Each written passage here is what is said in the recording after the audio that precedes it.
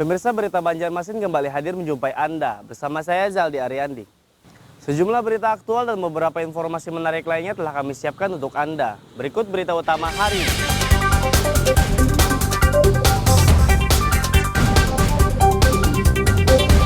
Terkendala pengadaan material pembangunan gedung Bea Cukai Kalimantan Selatan molor.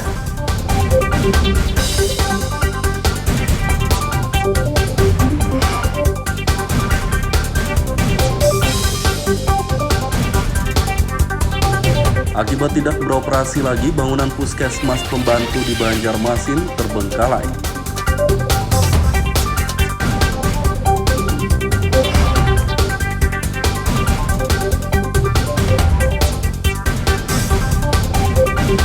Ratusan warga di Kabupaten Tabalong serbu pasar murah.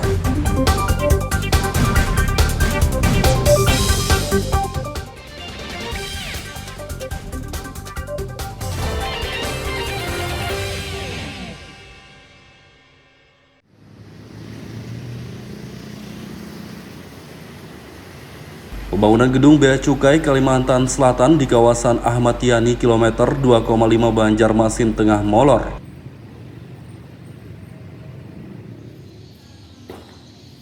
Gedung Bea Cukai Kalsel dibangun sejak November 2021 lalu dan ditargetkan rampung akhir tahun 2022. Hingga kini pembangunan gedung yang menelan anggaran 58,8 miliar rupiah tersebut baru mencapai 94%. Pelaksana proyek Fatur Rahman mengatakan pembangunan terkendala pengadaan material. Menurutnya pengiriman material yang dipesan dari Pulau Jawa terlambat karena cuaca buruk. Ada Kepen U nomor 189 yang intinya memberikan kesempatan kepada KSO dalam hal ini kontraktor untuk penyelesaian pekerjaan paling lama 3 bulan. Ya. Dan sekarang proyek ini mencapai progres 94%, ya, tinggal 6%. Tapi memang konsekuensinya kontraktor dikenakan denda per 1000 per semil per hari, ya. Jadi tinggal kalikan dia misalnya berapa, 6%, kalikan kontrak, nah itu yang kena denda tiap hari. Fatur Rahman optimistis pembangunan gedung Bea Cukai rampung Februari mendatang. Dari Banjarmasin, Lutfi Darlan dan Hafiz Arhaman melaporkan.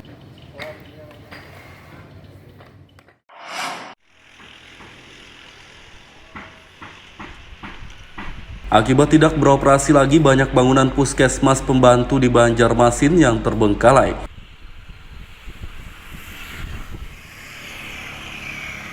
Salah satunya Puskesmas Pembantu Simpang Limau, kawasan Mawar Indah, Sungai Lulut, Banjarmasin Timur. Pustu ini sudah tidak beroperasi lagi sejak beberapa tahun lalu sehingga bangunannya tidak terawat. Kepala Bidang Pelayanan dan Sumber Daya Kesehatan, Emma Arisnawati menjelaskan, banyak pustu yang tidak beroperasi lagi karena Dinas Kesehatan fokus menangani COVID-19.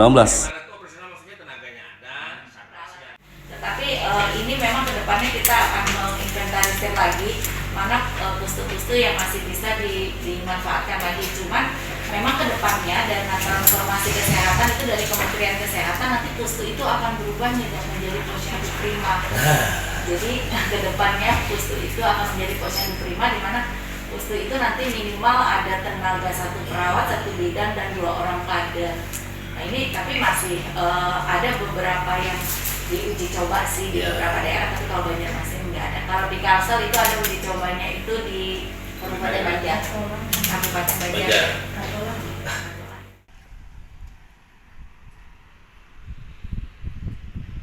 Dinas Kesehatan berjanji mengaktifkan kembali pustu-pustu yang ada di Kota Seribu Sungai ini. Dari Banjarmasin, Lutfi Darlan dan Fudail melaporkan.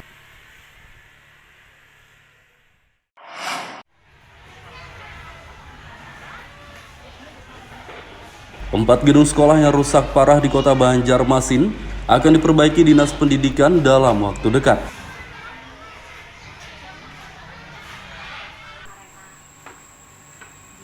Perbaikan sekolah rusak dimulai dari SDN Antasan Besar 7 di kawasan Meratus, Banjarmasin Tengah. Selanjutnya perbaikan menyasar 3 sekolah lagi, yakni SDN Teluk Tiram 8, SDN Basirih 3, dan SDN Kelayan Barat 2. Kita akan kemampuan ada 4 sekolah dengan anggaran hampir 5,3 miliar. Nah itu 2,1 miliar, 0,3 itu sudah ada dana DAK. Dana DAK, tapi sekarang ini kita mensiasati Pak, dana DAK itu kami Dinas Pendidikan tidak lagi menyebar. Jadi kami fokus kepada sekolah-sekolah yang akan kami bangun itu. Contoh misalnya dana DAK untuk tahun 2023 ini Basirih 3. Nah jadi kami fokus di Basirih 3 itu kami penuhi. Nah artinya kami penuhi dan pembangunan ruang kelasnya, sarana prasarana ruang gurunya, alat bantunya. Nah di situ infonya. Supaya dinas lebih. Dinas Pendidikan Banjarmasin menganggarkan 5,3 miliar rupiah untuk perbaikan sekolah rusak tersebut. Sudah sampai ke Dari Banjarmasin, Lutfi Darlan dan Fudail melaporkan.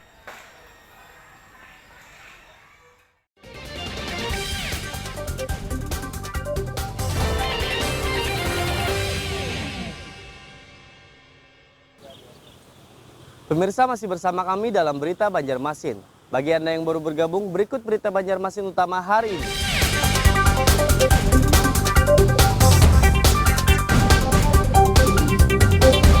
Terkendala pengadaan material pembangunan gedung Bea Cukai Kalimantan Selatan molor.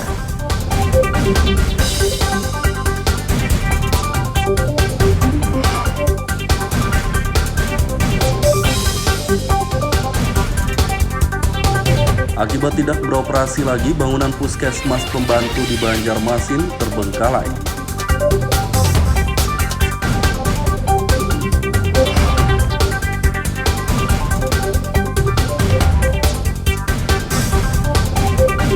Ratusan warga di Kabupaten Tabalong serbu pasar murah.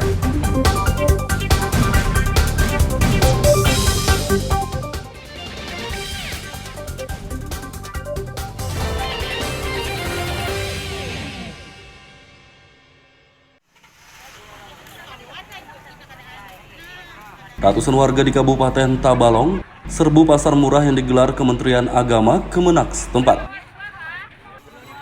Pasar murah digelar di halaman kantor Kemenak, kawasan Mabuun, Murung Pudak, Selasa pagi. Berbagai bahan pokok tersedia di pasar ini diantaranya beras, telur, minyak goreng, gula, ayam potong, dan sayur-sayuran. Rata-rata bahan pokok yang dijual di pasar ini lebih murah sekitar 2 hingga 3 ribu rupiah dibandingkan harga di pasar konvensional. Kepala Kemenak Sahidul Bahri mengatakan, pasar murah digelar untuk mendukung pemerintah Tabalong menekan inflasi. Pasar murah ini kan kita gandeng karena kita ingin juga ikut berkontribusi sebagaimana keinginan Pak Bupati Tabalong setiap momen yang besar tolong dimanfaatkan momen itu dengan menggandeng UMKM. Maka kami bekerja sama dengan Perindak bagaimana agar pasar murah bisa dilaksanakan pada hari ini. Alhamdulillah.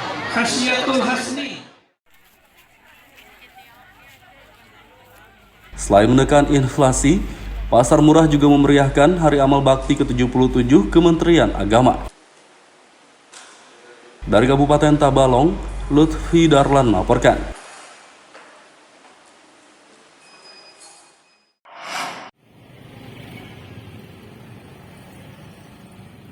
Penyediaan mal pelayanan publik MPP di Kota Banjarmasin hingga kini belum juga terrealisasi.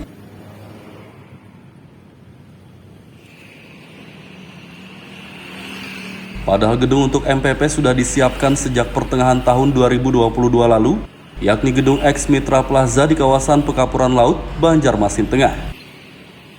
Wali Kota Ibnu Sina memerintahkan dinas terkait segera menyiapkan fasilitas yang diperlukan di gedung tersebut agar MPP dapat segera beroperasi.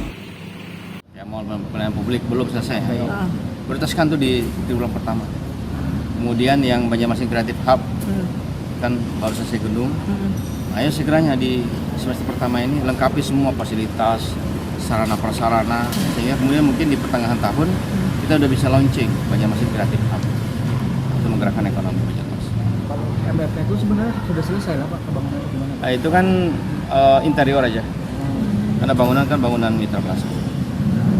Dan itu sudah jadi komitmen kami dengan Pak Menpan RB sama Pak Gubernur untuk ada MPP. Jadi tahun ini wajib selesai Pak lah? Iya. Ibnu Sina menargetkan MPP Banjarmasin beroperasi tahun 2023 ini. Dari Banjarmasin, Lutfi Darlan dan Fudail melaporkan.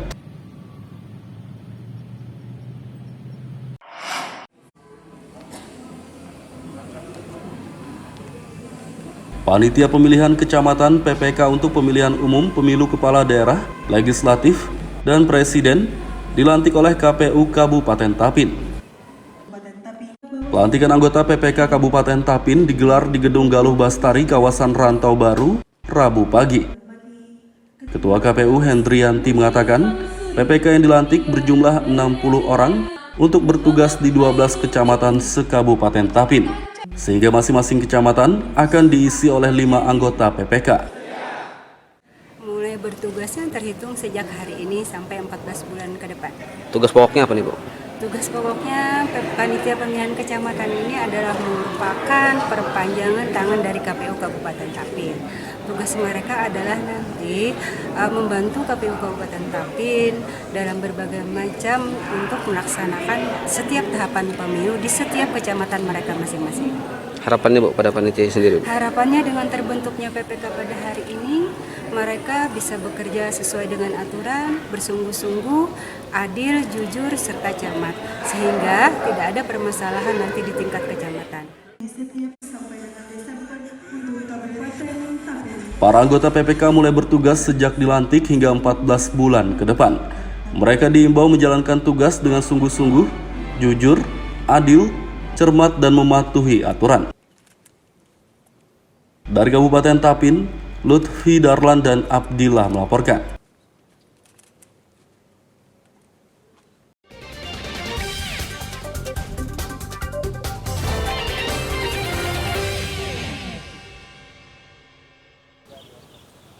Pemirsa, masih bersama kami dalam Berita Banjarmasin.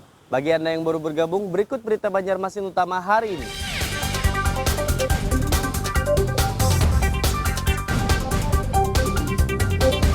Terkendala pengadaan material pembangunan gedung Bea Cukai Kalimantan Selatan molor.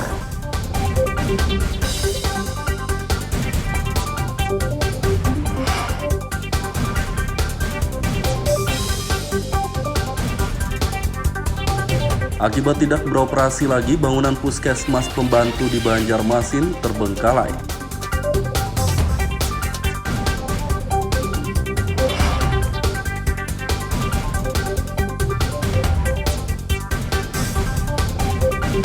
Ratusan warga di Kabupaten Tabalong serbu pasar murah.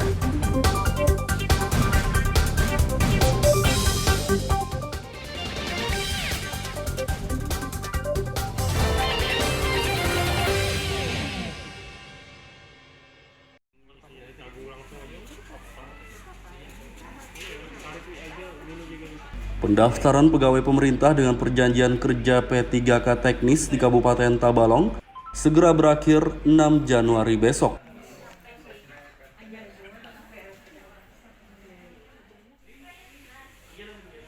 Berdasarkan data BKPSDM, hingga 3 Januari 2023 lalu, sudah 78 pelamar yang mendaftar sebagai P3K teknis, sedangkan formasi yang tersedia 101. Kepala Bidang Pengadaan, Pemberhentian, dan Peningkatan Kapasitas ASN, Ferawati mengatakan, peluang mengikuti seleksi P3K teknis masih terbuka. Warga yang memiliki potensi diimbau segera mendaftar. Melihat jumlah pelamar yang sampai saat ini baru 78, saya berharap teman-teman, rekan-rekan yang memiliki spesifikasi sesuai dengan yang dipersyaratkan akan dapat mengajukan pendaftaran atau enggak minimal mengakhiri pendaftaran melalui submit di SSC ASN. Hasil seleksi administrasi P3K teknis akan diumumkan pada 12 hingga 15 Januari mendatang. Dari Kabupaten Tabalong, Lutfi Darlan melaporkan.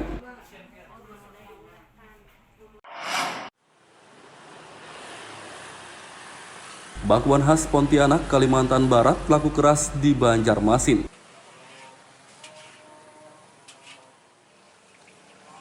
Inilah bakwan Pontianak yang belakangan ini digemari warga kota Seribu Sungai. Jajanan khas Pontianak ini tersedia di kedai gorengan kawasan Pandansari, Banjarmasin Tengah. Bakwan khas Pontianak di kedai ini berbeda dari bakwan lainnya karena tidak menggunakan sambal petis. Bakwan disajikan dengan saus asam manis pedas yang terbuat dari campuran cabai, bawang putih, dan jeruk. Selain itu, bakwan Pontianak tidak hanya berisi sayur-sayuran, tapi juga ditaburi udang dan ikan teri. Nah, kalau bakwan ini namanya kita menu favorit kita di kampung halaman, makanya biar sebagai pengingat kita di merantau ini ada yang gini ya kita ngumpul. Tempat-tempat gini kan jadi tempat silaturahmi lah sama anak perantauan. Sebagai pengobat rindu ya? Pengobat rindu. Sejak 1 tahun yang lalu kita merintis usaha ini. Yang pertama kita buka di Jalan MT Haryono, kemudian bergerak ke sini membuka cabang yang baru di Jalan Pandansari, Banjarmasin. Apa sih Bang yang melatari ingin membuat usaha di Banjarmasin ini? Beranjak dari ingin memperkenalkan kuliner khas Kalimantan Barat, yaitu bakwan Pontianak. Beranjak dari itu kita karena rindu juga dengan kampung halaman, jadi kita coba-coba membuat usaha ini dan ternyata mendapat respon yang antusias dari masyarakat Banjarmasin, cocok di lidah masyarakat Banjarmasin. Selain bakwan, kedai ini juga menyediakan gorengan lainnya seperti tahu isi, tempe mendoan, dan pisang goreng. Dari Banjarmasin, Lutfi Darlan dan Ahmad Fauzi melaporkan.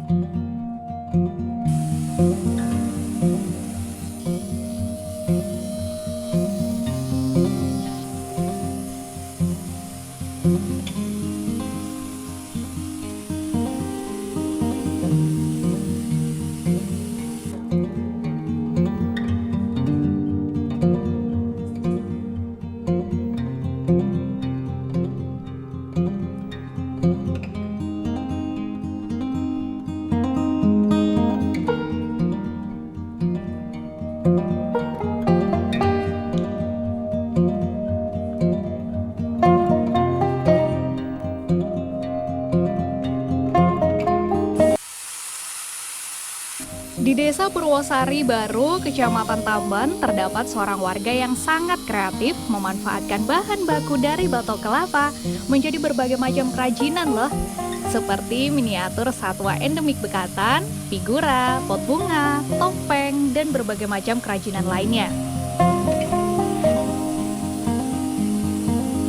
Dia adalah Sumaji, warga Desa Purwosari, Kecamatan Tamban, Kabupaten Batola.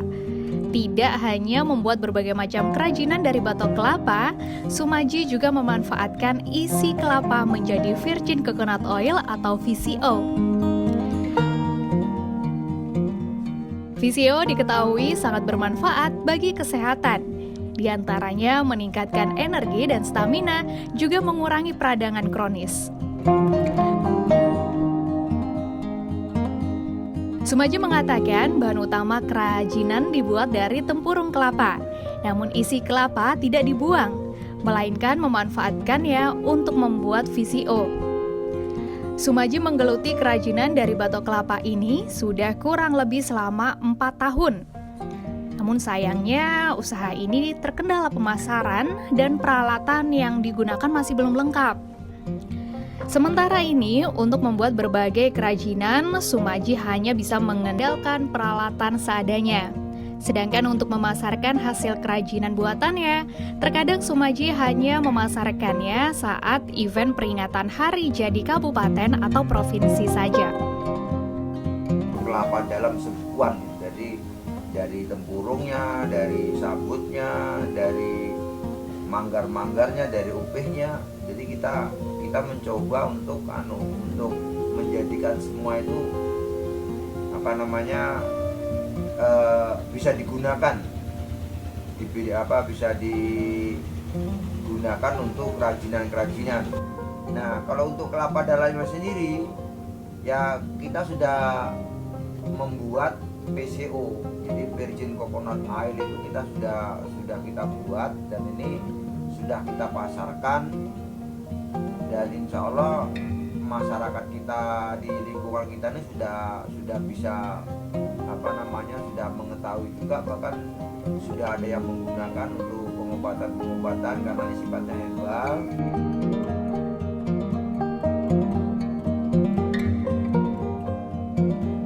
Sumaji berharap adanya dukungan dari pihak pemerintah untuk menunjang usahanya, baik berupa peralatan maupun pemasaran.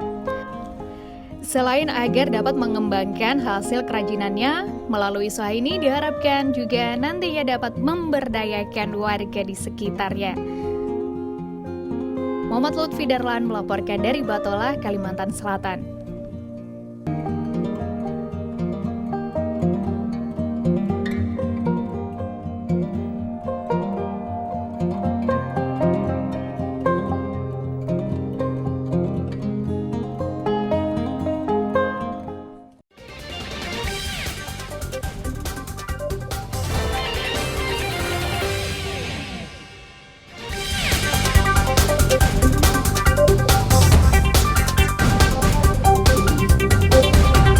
Kendala pengadaan material pembangunan gedung Bea Cukai Kalimantan Selatan molor.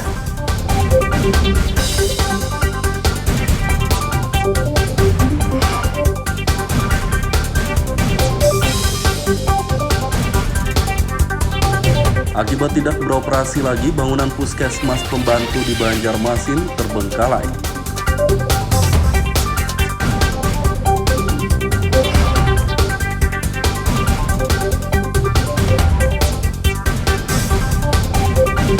Ratusan warga di Kabupaten Tabalong serbu pasar murah.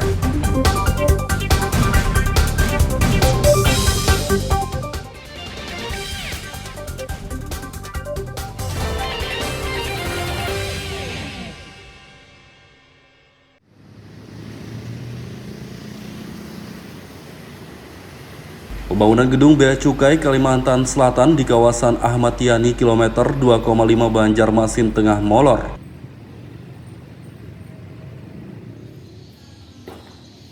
Gedung Bea Cukai Kalsel dibangun sejak November 2021 lalu dan ditargetkan rampung akhir tahun 2022. Hingga kini pembangunan gedung yang menelan anggaran 58,8 miliar rupiah tersebut baru mencapai 94%. Pelaksana proyek Fatur Rahman mengatakan pembangunan terkendala pengadaan material. Menurutnya pengiriman material yang dipesan dari Pulau Jawa terlambat karena cuaca buruk. Ada Kepen U nomor 189 yang intinya memberikan kesempatan kepada KSO dalam hal ini kontraktor untuk penyelesaian pekerjaan paling lama 3 bulan. Ya. Dan sekarang proyek ini mencapai progres 94%. Ya, tinggal 6%. Tapi memang konsekuensinya kontraktor dikenakan denda per 1.000 per semil per hari, ya. Jadi tinggal kalikan dia misalnya berapa 6%, kalikan kontrak, nah itu yang kena denda tiap hari. Fatur Rahman optimistis pembangunan gedung Bea Cukai rampung Februari mendatang. Dari Banjarmasin, Lutfi Darlan dan Hafiz Arhaman melaporkan.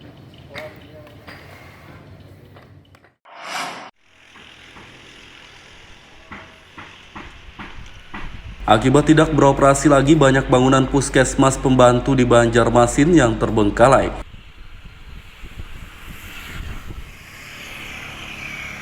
Salah satunya puskesmas pembantu Simpang Limau, kawasan Mawar Indah, Sungai Lulut, Banjarmasin Timur. Pustu ini sudah tidak beroperasi lagi sejak beberapa tahun lalu sehingga bangunannya tidak terawat. Kepala Bidang Pelayanan dan Sumber Daya Kesehatan, Emma Arisnawati menjelaskan, banyak pustu yang tidak beroperasi lagi karena Dinas Kesehatan fokus menangani COVID-19. Tetapi ini memang kedepannya kita akan menginventarisir lagi, mana pustu-pustu yang masih bisa dimanfaatkan lagi. Cuman memang kedepannya dana transformasi kesehatan itu dari Kementerian Kesehatan nanti pustu itu akan berubah menjadi posyandu prima. Jadi kedepannya pustu itu akan menjadi posyandu prima, di mana pustu itu nanti minimal ada tenaga 1 perawat, 1 bidan dan 2 orang kader. Nah ini tapi masih ada beberapa yang diuji coba sih di beberapa daerah, tapi kalau Banjarmasin nggak ada. Kalau di Kalsel itu ada uji cobanya itu di Kabupaten Banjar, Kabupaten Banjar.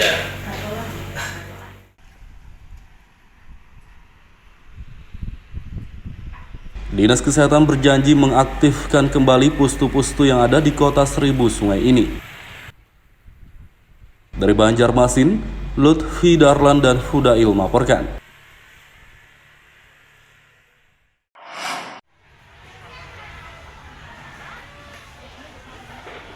4 gedung sekolah yang rusak parah di Kota Banjarmasin akan diperbaiki Dinas Pendidikan dalam waktu dekat.